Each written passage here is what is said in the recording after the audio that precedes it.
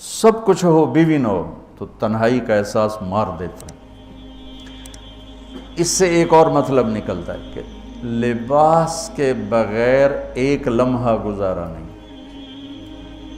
سارا دن پانی نہیں پیتے ہیں نا، اب میں بیان میں پانی پی رہا ہوں، لیکن 16 گھنٹے تو گزارے ہیں نا، پانی نہیں پیا، کھانا نہیں کھایا، 16 سیکنڈ لباس کے بغیر گزار سکتے ہیں؟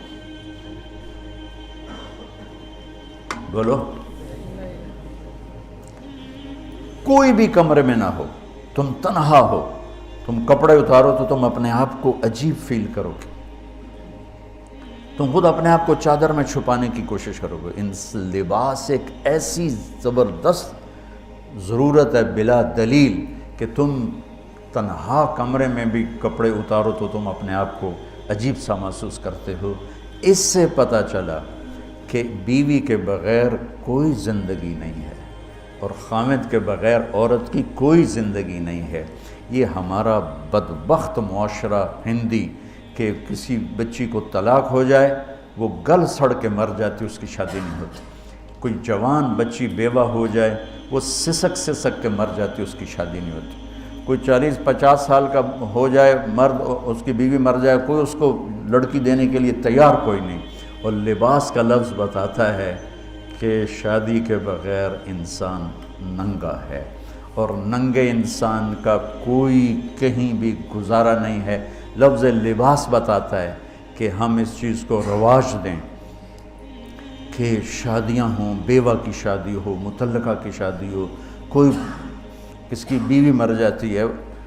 حضرت ابن مسعود کا فرمان ہے اگر میری موت میں 10 دن باقی ہوں تو بھی میں شادی کر لوں گا اگر میری بیوی مر جائے تو۔ ابو ہریرہ کہتے ہیں اگر میری زندگی میں 7 دن باقی ہوں اور میری بیوی مر جائے تو میں 1 ہفتہ بھی شادی کے بغیر نہیں رہوں گا، میں شادی کر لوں گا۔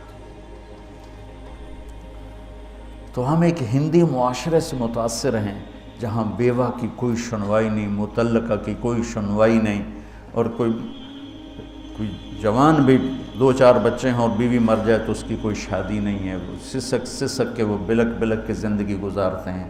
ہم لوگ اس کو رواج دیں۔ لباس، لفظ لباس بتا رہا ہے کہ جیسے لباس کے بغیر ایک لمحہ آدمی چین سے نہیں بیٹھ سکتا، ایسے ہی اس رشتے کے بغیر زندگی میں کوئی خوبصورتی نہیں، کوئی حسن نہیں۔ میں نے جیسے کہا لباس سب سے قریب ہے، تو اس کے بعد بیوی کا حق سب سے پہلے آ جاتا ہے۔ ماں باپ کی طرف سے زیادتی آئے تو تمہارے ذمے ہے اپنی بیوی کو بچاؤ، اللہ کے واسطے اپنی بیویوں کی حفاظت کرو۔ ہاں تمہاری بیوی کی طرف سے زیادتی آئے تو اللہ کے واسطے ماں باپ کی حفاظت کرو۔ تو اس کا مطلب یہ نہیں کہ تم ڈنڈا اٹھا لو، اپنے اخلاق ایسے بناؤ، سپرنگ بن جاؤ، سپرنگ جو فریشر سے کو قبول کر کے دب کر کے نیچے چلا جاتا ہے۔ نیچے جانے میں جڑ جانے کا نظام چھپا ہوا ہے کہ جھک جاؤ، ماں باپ ناراض ہو ان کے پاؤں پکڑ لو، بیوی ناراض ہو اس کے پاؤں پکڑ لو۔ ذلت میں عزت چھپی ہوئی ہے، ساری زندگی کا تجربہ بتا رہا ہوں۔ ذلت اللہ کی رضا کے لیے ذلت اٹھانے میں عزت چھپی ہوئی ہے۔ ہن لباس لکم، کتنا ہی مجھے غصہ چڑھا ہو میں اپنے کپڑے پھاڑوں گا؟ مجھے غصہ آ گیا، میں نے اپنے کرتے پھاڑنے جو کسی یہ پاگل تو کرے گا، سمجھدار دوئے دا کرتا پاڑے گا، اپنا نہیں پاڑے گا۔ اب مجھے بیوی پہ غصہ چڑھ گیا تو میرا لباس ہے، اس کو تار تار کر دوں، گالیاں دوں، تھپڑ ماروں؟ تو ایسا ہی جیسے میں اپنے کرتے کو پھاڑ رہا اور اپنے کرتے کو تار تار کر رہا۔ بیوی کو غصہ چڑھے تو وہ اپنے کپڑے پھاڑتی ہیں۔ کپڑوں کے لیے کتنے حفاظتی نظام ہیں، الماریاں بنی ہوئی ہیں اور ہینگر بنے ہوئے ہیں، کریز خراب نہ ہو۔ جب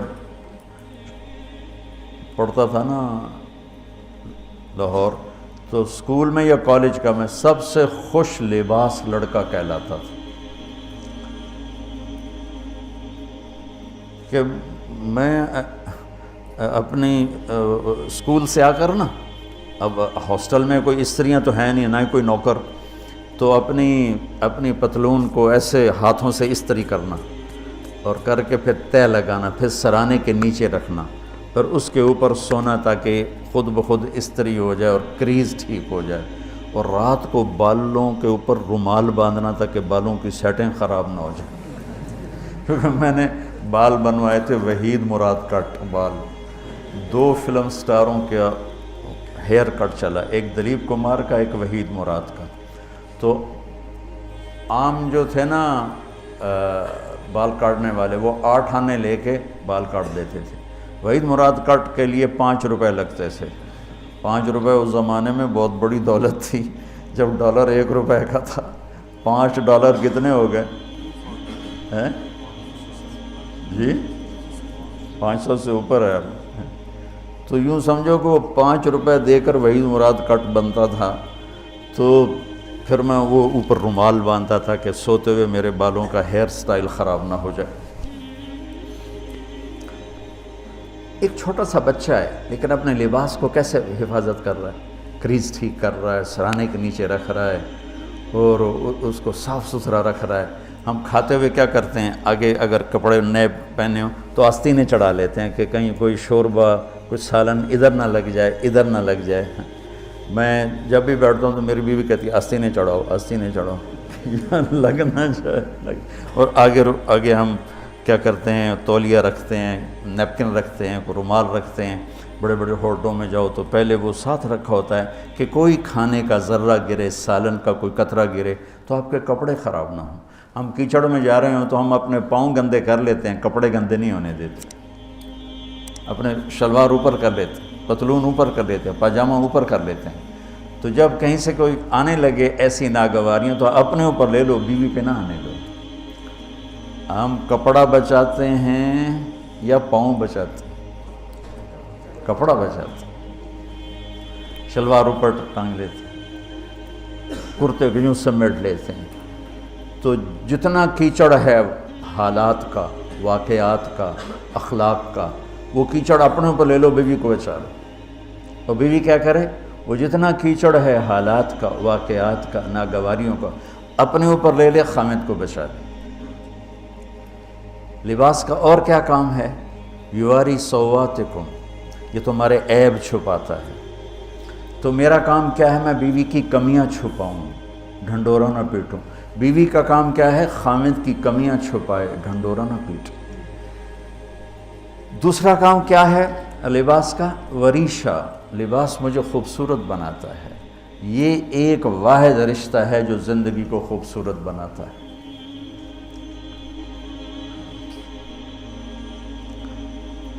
ہن لباس لکم انتم لباس لہن۔ تو لباس کیا کرتا ہے، زیب و زینت۔ لباس کیا کرتا ہے، عیب چھپاتا ہے۔ لباس کیا کرتا ہے، خوبصورت بناتا ہے۔ تو اس رشتے کو خوبصورت بنانا ہے، بیوی خامند کے لیے، خامند بیوی کے لیے۔ کس طرح یہ رشتہ خوبصورت بنے گا، اچھے اخلاق کے ساتھ، اچھے اخلاق کے ساتھ۔ اگر گھر والوں کے اخلاق اچھے ہوں، وہ بچی ساس سسر کو ماں باپ بنا لے، ساس سسر بچی کو ماں باپ بنا لے، خامند بیوی کو ہتھیلی کا چھالا بنا لے، بیوی خامند کو ہتھیلی کا چھالا بنا لے۔ میں قربان جاؤں اپنے نبی پر، ساری کائنات کو نور ایمان دینے والی ہستی، اور حضرت عائشہ رضی اللہ عنہ کو لقمے بنا کے کھلا رہے ہیں۔ کمال۔ حضرت عائشہ رضی اللہ تعالیٰ عنہ، وہ بڑی بڑی بوٹیاں ہوتی تھیں نا، وہ اٹھا کے ایسے نوچتیں اور پھر رکھ دیتیں، روٹی کا ٹکڑا اٹھاتی۔ میرے نبی وہی بوٹی اٹھاتے جہاں حضرت عائشہ نے نوچا ہوتا تھا، وہیں دکھا کے کرتے تھے، ان کی محبت کو لینے کے لیے اور ہمیں سکھانے کے۔ حضرت عائشہ گلاس اٹھاتی، وہ بڑے بڑے ہوتے تھے، اب تو یہ چھوٹے چھوٹے گلاس ہیں۔ بخل کا زمانہ آ گیا، پانی بھی تھوڑا دیں دیں۔ ہمارے دیہات کا کلچر تھا، اب تو مٹ گیا ہے، مہمان ہی کوئی نہیں ہوتے۔ جب کچی سڑکیں ہوتی تھیں اور ذرائع نہیں تھے تو بہت سے مسافر ہمارے ڈیروں میں آ کے رات گزارتے تھے۔ ہماری پہچان والے نہیں، اجنبی راہگیر، اور کوئی پہچان والے بھی، لیکن جو بھی تھے، کوئی اپنے ہیں، پہچان والے ہیں، دوست ہیں، مسافر راہگیر ہیں، ان کو رات کو کھانے کے بعد دودھ پلانا یہ ہماری تہذیب تھی کہ جتنے بھی ہیں دیرے میں 15 ہیں 20 ہیں 1 ہے، جاؤ بھائی روٹی کھا لی ہاں دودھ پواؤ سارے ہیں۔ وہ جانور بہت زیادہ ہوتے تھے، کھیتی باڑی کم ہوتی تھی، دودھ وافر ہوتا تھا، وہ گلاس اتنے بڑے بڑے ہوتے تھے، 3 پاؤ کا گلاس ہوتا تھا۔ تو ایک ہمارے دادے کے زمانے کا نا چاچا لال سنپال وہ آ گیا دیرے میں، نوکر گیا دودھ پلانے، تو گلاس کو دیکھ کے نوکر سے کہندا پتر میں نہیں پیندا۔ اسا کہا چاچا کیوں نہیں پینا؟ اسا کہا 2 تو ود پیواں تو بے غیرت بنا تے 2 تے میرا گزارا نہیں جاتا میں نہیں پیندا۔ تو حضرت عائشہ رضی اللہ تعالیٰ عنہ گلاس اٹھاتی اور یہ پیا، یہ رکھا۔ میرے نبی اٹھاتے اور جہاں حضرت عائشہ کے ہونٹ لگے ہوتے تھے وہاں ہونٹ رکھ کے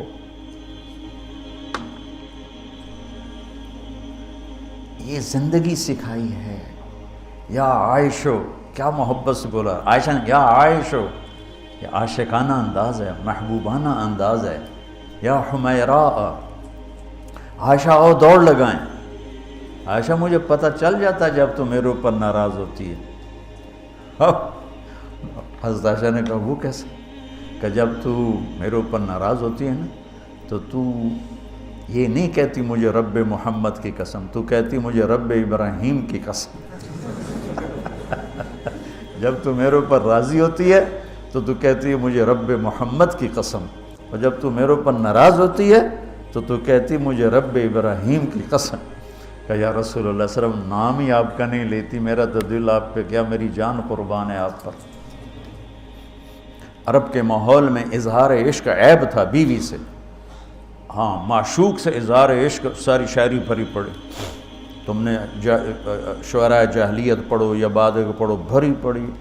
وَهَلْ تَبْكِينَ لَيْلَا إِذَا مِتُّ قَبْلَهَا وَقَامَ عَلَىٰ قَبْرِ النِّسَاءُ النَّوَائِحُ لَيْلًا كَمَا لَوْ أَصَابَ الْمَوْتُ لَيْلًا بَكَيْتُهَا وَجَادَ لَهَا دَمْعًا مِنَ الْعَيْنِ صَافِحُ وَأَغْبِطُ مِنْ لَيْلًا بِمَا لَا أَنَالُهُ بَلَا كُلُّ مَا قَرَّتْ بِهِ الْعَيْنُ طَائِعُ وَلَوْ أَنَّ لَيْلًا، دیکھو لیلہ 4 شعر ہیں، لیلہ ہر شعر میں لیلہ۔ وَلَوْ أَنَّ لَيْلَ الْأُخَيْلِيَّةَ سَلَّمَتْ عَلَيَّ وَدُونِي جَنْدَلٌ وَصَفَائِحُ لَسَلَّمْتُ تَسْلِيمَ الْبَشَاشَةِ أَوْ زَقَى إِلَيْهَا صَدًا مِنْ جَانِبِ الْقَبْرِ سَائِحُ۔ وہ بڑے زور شور سے لیلہ لیلہ لیلہ اپنے اشعار میں کہہ رہا ہے، لیکن بیوی سے اظہار عشق عیب، موت۔ اس ماحول میں جس میں بیوی سے اظہار عشق ایک عیب تھا اور معشوق سے اظہار عشق شاعری بھری پڑی۔ ترکت ہوا لیلا وسعد بمعزل، کیا کیا خوبصورت شاعری ہے۔ بے بالشموس الجانحات غواربا، اللہ بساط من الحریر جلاببا حاولنا تفدیتی وخفنا مراقبا فوضعنا ایدیہن فوق ترائب۔